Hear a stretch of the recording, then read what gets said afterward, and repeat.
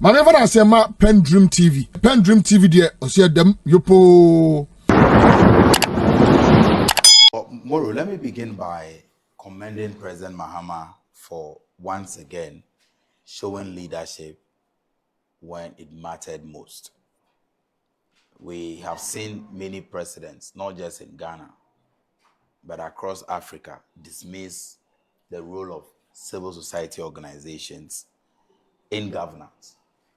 But here is a president who, after all the discussions, or even as the discussions linger on the fact that the Ministry of Roads and Highways awarded some contracts on sole source basis, the president has asked for the full report from the investigative body, the Fourth Estate.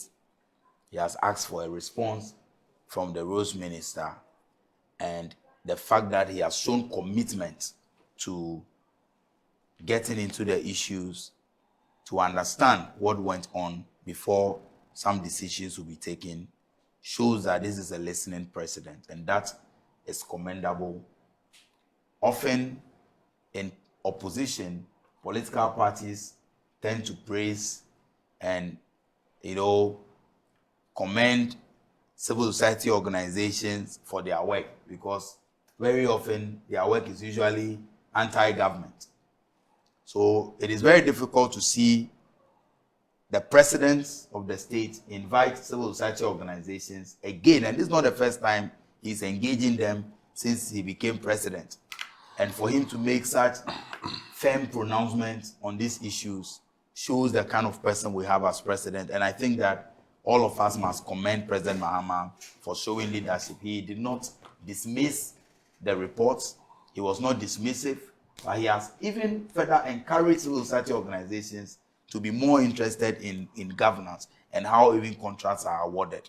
That deserves the commendation, because President Mahama has lived up to expectation. He has shown that as a leader, you need all these critical voices, including even voices of people in opposition, to lead the country in a way that pleases the citizens, in a way that restores integrity to the presidency. And we must commend President Mahama. But going into the issues, I have listened to my senior brother, the Honorable Kwame Gavin Agboja, the Minister for Roads. I've also followed the story by the Fourth Estate. Let me say that from the beginning, I think that right from the word go, the Fourth Estate engaged in what I will describe as needless sensationalism. Also, before they released the report, all over their social media, so we are about to release a major scandal. We are about to release a scandal, that a particular ministry has become the factory for sole source contracts. Flyers were all over social media. It wasn't a lie. And how they advertised it. Scandal. And let's pay attention to the words. Major scandals.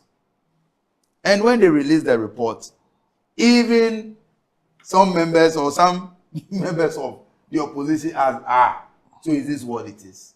So sourced. Let's be fair to the fact.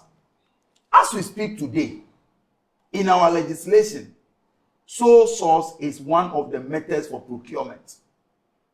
So if any ministry engages in sole sourcing, it is not illegal. The law provides for it and how it can be done.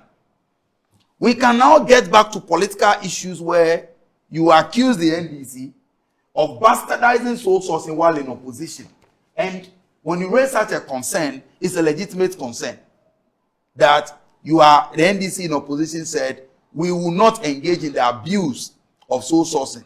But I am yet to see any NDC official, because when you see our manifesto, and I know you have copies of the manifestos here, check the part on procurement. We said we will not abuse sole sourcing. Abuse means to unnecessarily take advantage of it. Now, what are the contracts that are under review for, or we are discussing under discussion for sole sourcing? Don't forget that Big Push is a government flagship program. And when President Mahama promised that every year he would commit 10 billion into infrastructure development, 10 billion. Big Push is one of our flagship projects. 10 billion into infrastructure development. I have nothing against competitive bidding for projects like this. But these are major economic corridors.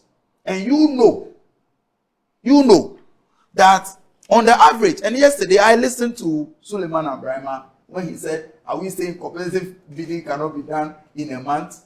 If you know the law and you know how procurement laws work in this country, there's no way you can finish for a major road or a major project like that. You can never finish in a month, not even 2. Look, even at the assembly level, last year, District Assembly Common Fund released for all districts, including mine, Ketunov Municipality, when we started following the procurement laws for even construction of 3 unit classroom blocks, 1 chief's compound, and all of that, it took us 6 months.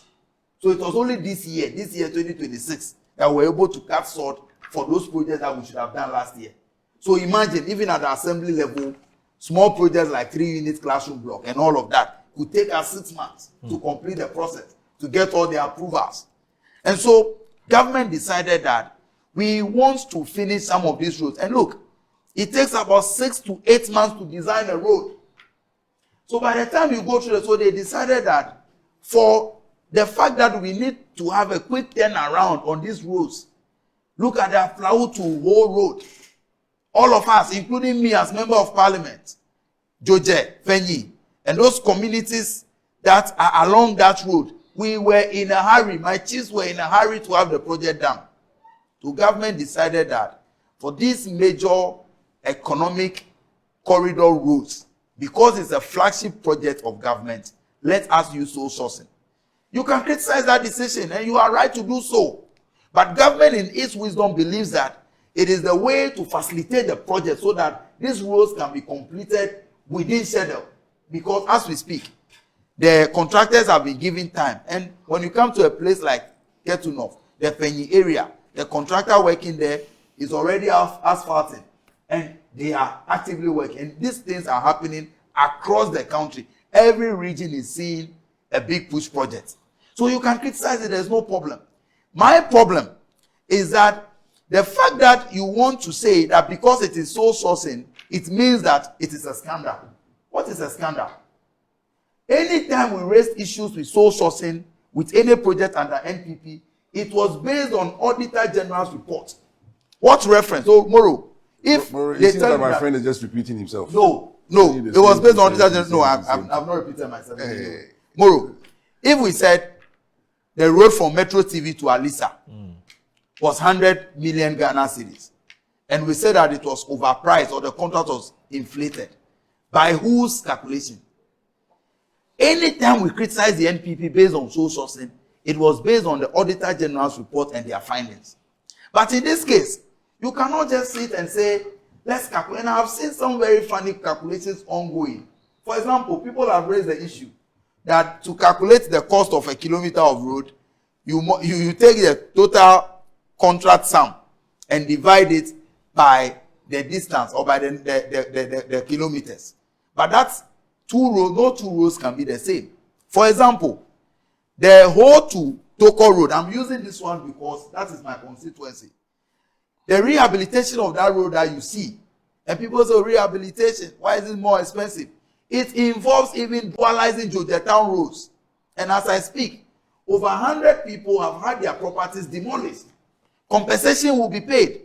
All those things are factored into the cost. So for such a distance, the amount cannot be the same as a road of the same distance which does not involve demolitions or even dualization. So how do we just sit and analyze? Again, when you go to the ministries, it's about the technical people. And I'm happy that my brother is here. Kwame is here. He was deputy at PPA. His boss, the person you work with, appointed by the NPP, is still the one there. Whether sole sourcing or competitive bidding, approval is given by the PPA. Are we saying that the PPA did not do due diligence, your boss that you work with, maybe you should tell us. You don't believe that he has the capacity to do due diligence enough to give approval for this contract to be issued. So, Moro, this, like I said, you can criticize that NDC said we will not abuse sole sourcing and raise issues with it. But you cannot claim it is corruption because by whose measure? And I've seen all these calculations. People say it's just rehabilitation, but like I've told you, some rehabilitations even involve dualization of the roads. Okay. It involves demolitions and what of that. The scope of work is not the same. So you cannot say because the distance between this town and this community are this, we are spending this for that. Okay. But for this community, the scope of work is not the same. All right. We need to look into those issues. Again, Moro, when we talk about issues of procurement and issues of sole sourcing, there's something very important that we have to speak about. It is about the fact that all these contractors that we are talking about, today, we have seen a number of Ghanaian contractors actively working on the road. Even without mobilization, they are delivering within schedule. Which of the big push contracts have been awarded where you can say the people did not have the capacity, for which reason the work is not going on? None is behind schedule, none. Because one of the essence of going through competitive bidding is to find somebody who has the capacity to do the work. Now, if you criticize that I have given the work to Moro based on sole sourcing, and Moro is doing the work and is delivering, it means that morally, even that argument is lost. Because sole sourcing is still within our rights, it's still within our laws, and if the ministry gives it, we can only raise issues. Now, under the NPP, aside the thousands of contracts that were given based on sole sourcing, we have had situations where mobilizations were given, but no work was done. And we will be releasing some of which road is that? Which road is that? We have had the road. We've had situations where mobilizations were given, but no work was done. So which road were they? But no work was done. Which roads? Moro, I will get into you the just road. can't make accusations without you see, any you are facts. not the one asking the question. I'm telling you that. Let us Under hold the on. NPP, You can't just say something. oh yes, I'll mention them. I have a list. I have a list of them. Yes, I have a list of them. They gave them mobilization. That mobilization. money. That we gave They them. didn't even Yes, decide yes. at all. That and I mean, beyond the even serious roads, allegation should have that been they arrested. and even beyond roads across all sectors. And And we we are are talking talking about roads, so procurement. you are No, bringing it's not other just things. why. So source is it done only at the road sector? But I will mention So them. roads you don't have Now, any. Moro. No, he says you have The a list. issue You is share that, it. okay. yes, I will So share a let's list with you. Yes. Then, Moro, to conclude on this issue, All right. I have also heard some funny arguments about the number of workers that some of these companies have. You heard it. Yes. They say one of the companies have 4 workers per Yes. their own It speaks to document. capacity to deliver. Moro, That's what your critics are saying. Moro, if it speaks to capacity, Yes. the contractor they are mentioning as having only 4 workers. Is he on site? The person is on site. Yesterday, he took TV3 and other stations there. And he has done the work already above 40%. Really? Moro, when you talk about The contract, person who has 40%. two staff? yeah, oh yes, why Moro? The work that the person has done, the name of the company, I think is something around Sanam or something. Yeah. It's also, I He's think, on the the Volta road. region, isn't it? Yes, he's working. He's one of his projects. Okay. That same company Yes. under NPP. Yes. They got 22 contracts and they delivered. The same company. Now let me explain to you something. Moro, if you are a construction firm, you need to understand that construction firms employ on project based. Yeah. Now, are you telling me that the company or the firm that is working between Penny and Toko that have employed over 100 of my constituents working with them, right after that project is done, those people will be on their payroll and they'll be paying keep SNIT. them a permanent staff. You can't pay, No, you you can't can't. keep them. You can't. Who do we pay SNIT for? It is only for permanent staff. Right. So project based, as and when you get the job, as and when you get the contract, then you engage the people and you pay them. Okay. So how do you look at a company's number of people they are paying staff, they are paying SNIT for, and assume that it means that the company has only 4 staff? Go to the Insawam to Pokwasi Road. Insawam to Pokwasi Road. The number of people working, why? The drivers, the casual workers, are they paying SNIT for them? Is the company paying SNIT for them? Because what are the laws saying relating to SNIT? Okay. So you cannot ridiculously, It's about me. you No, cannot you leave it. ridiculously, You leave it to us. you cannot ridiculously just look at the fact that a company is paying SNIT for 4 people, Okay. and because of that, it means the company has only 4 staff. But before Now, you tell leave, me. Yes, I'll give you the I list. want you to hear before you leave. Yes. The requirement of having staff Yes. is not conjuncted by the NPP or any other guardian. To get the A1, B1 Okay. is a requirement by the ministry themselves. Right. That to get A1, B1, you should have at least 2 project managers Right. who have 10 plus years of experience. Mention them, yes. That is what Mention them, it's mention a requirement them. to get that certificate. Okay. Right? And you should have at least 4. Are you suggesting that these companies you're The referring cocoa roads. don't have These are the list of persons with you this- ask. with I this mean, it per their SNIT. So at the You get the point. No, you see what you don't To use get SNIT. the certificate. Listen, my brother. My brother. At SNIT, Uh-huh. at the ministry does not look at whether the number of people you are paying SNIT for. And I will give you an example. Okay. I have a friend called Prince. He's an accountant. He has his day job, but he is also the account officer for a construction firm. As and when they have to prepare their books, he will go and do. So even though the company can present him as his accounting firm, he doesn't do his 9 to 5 or his 8 to 5 over there. He may be taking his SNIT from a different company or his own firm, because these companies work based on project based. What is so difficult to understand? No, listen. Again, you said I should mention some of the rules. Why? When Wontumi was paid, the 50 million mobilization for cocoa roads, did he do it? And many, many more. Moro, for the Polugu Dam, there have been issues of mobilization paid. Did they do the work? Over $80 million. Did they do the work? Many others. So all I'm saying is that if you want to criticize us for giving, or criticize Honorable Abuja for giving out contracts based on sole sourcing, do so. And you are within your right to do so. But to allege an irregularity, when you, the person making the allegation, Suleiman Abrahama, when did he become a technical person to determine how much a road costs? And in any case, let's stop some of these things, because it is not the road minister that determines the cost of a project. Nobody is saying It's the that. technical people. Nobody is saying that. So if you are alleging that there is over inflation, or we have inflated the price of the project, tell us the metric, what you are measuring it against. Okay. If Moro, you tell me that this Samsung device, you see, I'm getting the more of list. the My brother wants to take all the the time. Tamale No, to you asked for it, so Sabelegu, let him supply. Tamale to Sabelegu Wale Road. They How were much was paid paid? $29.6 million, and yet they failed to execute the job. That is another one. Like I'm telling you, I have a tall list. Again, a very experienced contractor is telling me that tell Muro and the NPP guy that contractors only employ casual workers when a contract is awarded. We only employ the experts, such as engineers, and also the equipment. We normally lease them, because what will be the essence of investing heavily in those equipment when you have no project?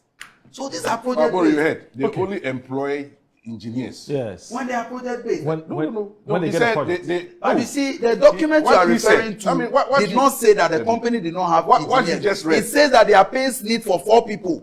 And I'm saying that let us What you just said. tomorrow, I can be taking SNIT from a different institution. I cannot pay You double said that SNIT. already. You said that Edem, already. what You you said just that already. said, Yes. what you just said, you Yes. are saying something, It's the same to thing support your claim. Yes. Yes. And what you just read, just said, yes, they employ on project basis. Yes. Exactly. Except engineers, Yes. and he mentioned that. Yes. Right? It wasn't not there. Yes. So if the law is requiring that you should have certain engineers in play, you don't have them.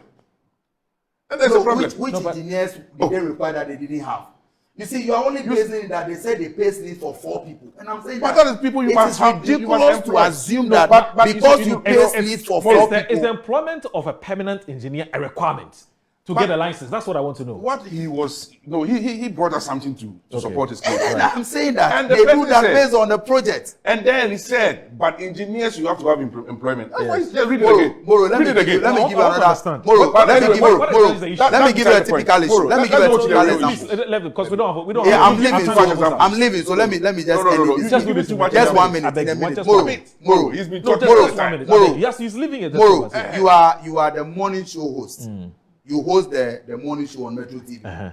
It is possible that you can be the business development manager for a different firm. So when you leave here, you go there. Now, it is possible that where you work after Metro TV is where your SNIT is paid. Yes. When Metro TV presents a list of stuff that we they pay understand SNIT that. for, Nobody and is your name complaining is about not that. there, it does not mean that you do not work at Metro He's not TV. disputing that. Nobody's disputing So that. that must be said. And I've I'm said sorry that for about that. 3, 4. That's fine. He We are agrees not with you on that. disputing that. Okay. Yes. All right, Eric, thank you. Yes. Thank you very much for joining Thank us. you, Thank Moro. you very much. All right. So Kwame, please lay your issues down and let's take it from there. Thank you very much. Okay. Thank have you. Have a good day, boss. Thank you. Thank All you. right. I'm joining back. All right. So let's go. It's unfortunate. It's unfortunate that my brother has okay. to go. Please, there's certain things that. No, that's okay. I'll follow. There will be a part 2 of this next week. That I promise. I think the NPC is trying to shift the argument to trivial things. Right. Let's look at the core of the argument. Okay. Now we are now trying to praise John Mahama or the president committee CSO. All the predecessors made CSOs. Nana Akufo-Addo made CSOs a lot of times. As close as getting to the election in 2024, I think somewhere in October or so, he made CSOs. So meeting CSOs in itself is not an achievement. So we should not come and sit here and say the president is a listening government because he's meeting CSOs. The previous president also made CSOs. So that in itself is not an achievement. You see, the point is, the president cannot tell me that he was not aware of this big push project and how it was awarded. Because it is a core activity that they are doing. It is a flagship program. It's something that I think they would have discussed, many times at cabinet. So for me to say that he had no idea that this was going on, it's neither here nor there. But I don't think that the president is that incompetent. He knows what his ministers are doing. So he shouldn't, try and throw sand into our eyes and then, I want to see the report because he didn't know. No, for me, I think he knew. Now, Moro, let's get to the point of the matter. He says he's aware of the report, but he just has snippets of it. No, so I'm saying my point is he's aware of the single source that have been given out. Oh, you mean by the roads ministry? Oh, yes. But that's an assumption. No, come on. For such an important project, for a flagship project that he is delivering to the Ghanaian people, you tell me that he doesn't get updates during cabinet meetings. But Kwame, let's do this. Let's even assume. Yes. That yes, I get the point you're making. That if you want to show us that you're president who's on top of your game, you must be aware of this. No problem. But does that stop the president, for instance, from saying, even though I know this is the information I have, bring your information and let me compare and contrast? No, my point is he's trying to make it seem that he doesn't know. That he doesn't know and now he wants to know. It shouldn't be the case. But when I listen to the president, I don't get that impression. Not the president. I'm talking about Edem. Oh, you mean Edem? Okay. You got me a bit confused. Edem was trying to. Oh, that's fine. The impression he was trying to create here for the viewers. Yeah, that's why I want to. It's a fair point. Yes. Now let's get to this one. The issue is not the fact that they were against single source or sole source, right? The word is actually single source. Sole source is a subset of single source. Okay. Right. Now, it's not just the fact that they were against it, but it's what they said about it. And I can quote you a few of the things that they said, right? Especially this current road minister.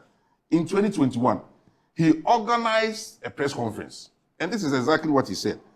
The reason why government is unable to construct more roads is because of single source, which inflates the cost of such contracts. This is the current minister we are talking about. And this is his view when it comes to single source, or sole source as many call it. So how come he can now come and defend the use of single source and sole source, regardless of even looking at whatever is, going into the details of the contract? We should not say, oh, it's because we just lied to the Ghanaian people. But we are talking about governance here. The Ghanaian people believed NDC when they were talking in opposition. The Ghanaian people voted for NDC because of the things that they said they were going to do when they come into power. So when you come and you are doing contrary to what you said, you just come and just brush it over, say, let's move on. I said this, but I'm going to do that. It's a very important that the Ghanaians must know. And there are other areas that they said other things in opposition that they are doing different now. But we are not discussing that now. Right. Now, the Minister of Foreign Affairs, Honorable Samuel Kujeto, said in December 2024 that NDC is promising to change the procurement laws to stop the use of single source or sole source. That's also a fact. That's a fact. That's what he said. Fact. Yes. So to come and sit here and say, oh, we just said it, but we didn't condemn it. No, you condemn it and you said we were going to stop it.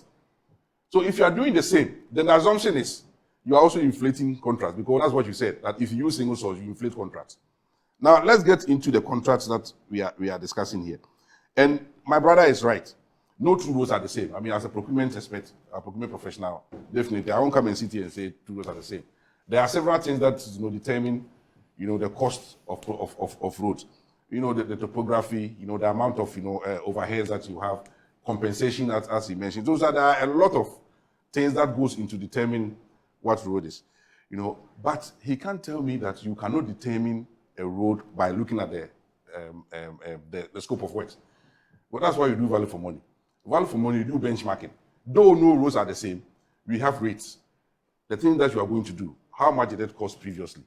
So you look at all these things, and then you can benchmark against previous projects, though it's not the same, and come to a certain amount.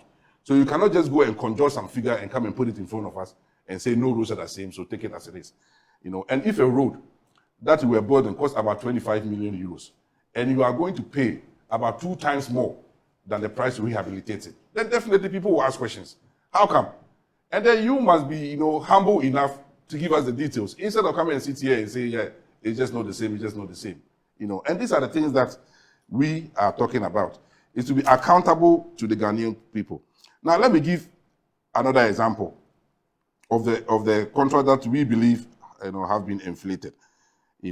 So if you look at a certain road, that's a rehabilitation of the Sikuma Junction road.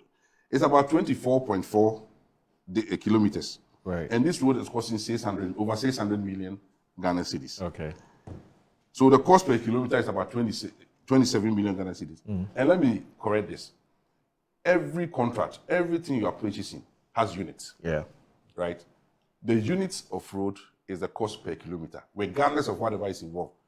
But of course, the scope will determine the cost per kilometer. True. So if we are using cost per kilometer, Edem should not say, that's not how you quantify roads. It's the cost per kilometer. Yes, if you want to go into the scope, then you go into the details in the bills. That's the bill of quantity.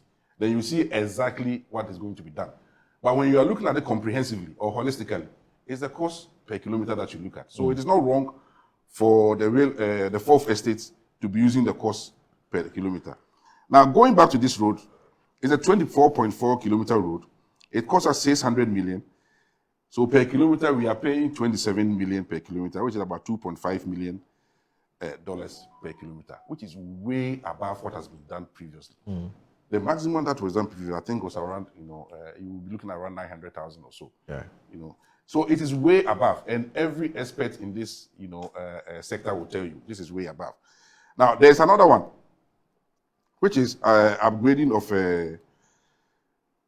the names Apuguso to Impakadan Feeder Road. Now, this road is 9 kilometers, only 9 kilometers, and it's costing us 145 million Ghana cedis, which is about 16.3, in cedis per kilometer, and 1.48 million per kilometer. Now, this is very important, and that is why when you say if you look at the scope, yes, it's important we should look at the scope and see what is in there. For this particular road, 37 million has been reserved for the maintenance of the feeder roads headquarters. 37 million. So this 37 million is increasing the kilometer per road, right? But why would you put 37 million in a contract for 37 million for the maintenance of your headquarters in a contract for constructing roads? Why? It's in there. Yeah, that's quite a bit. It's quite a bit. 37 million for it's not building a new office, so it's maintenance of that office. And okay, so it's not a makeshift office. It's a permanent office. Yes, it's the current head office. And the maintenance of it is 37 million cedis. That is what they've said. Is there a breakdown? Is it maintenance or upgrading or rehabilitation? Or just an office? For the office. So the fact that it costs a lot is one thing.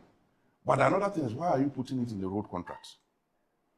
Why is it not a standalone project for you to construct? So we are saying that the contractor that's building the road is the one that's also going to rehabilitate or maintain or update or upgrade their headquarters. And I am told that this is not the only contract that they have such a clause in there.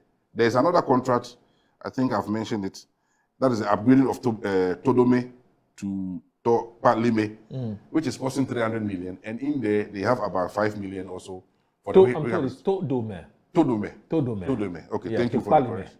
To Palime. Yes. Okay, I'm not learning. Todome to Palime. To Palime. Yes. I hope I'm improving. Yes, I have great teachers here. So, oh, okay, yes. Wonderful. Yes. I'm always ready to learn. So these are some of the major things that we have to look at. But, Moro, since this news came out, right, the biggest concern for me is the fact that the Minister of Roads has gone to Parliament and give complete different accounts to what we are discussing here. Prove that to me. Now, the Fourth Estate requested from the ministry and its agencies the contracts that are involved in the Big Push projects. They received 115 projects from the ministry themselves and the agencies. Out of the 115, the ministry had indicated that 8 of them were from the previous government. So then it leaves 107 projects that has been given out under Big Push when NDC came to power. This is data that the ministry themselves provided and its agencies. I think, if I believe them, what they said is that it was given in 3 tranches. I think some came from the ministry, and then some from the feeder roads, and some from urban roads. And you put them together, it was 115. And then when you take the 8 out, then you have the 107. Now, these are verifiable information that they themselves provided to Fourth Estate. However, the minister came to Parliament and said there are only 54 projects that are given under Big Push. Okay. So how come the ministry and the agencies gave 107 to Fourth Estate? That's the question we should ask. I'm not PENDREAM TV. Now, so far so good. Say open online portal e Ghana. Nipa share, nipa follow, nipa comment here. To my best of knowledge, without any biases, PENDREAM TV.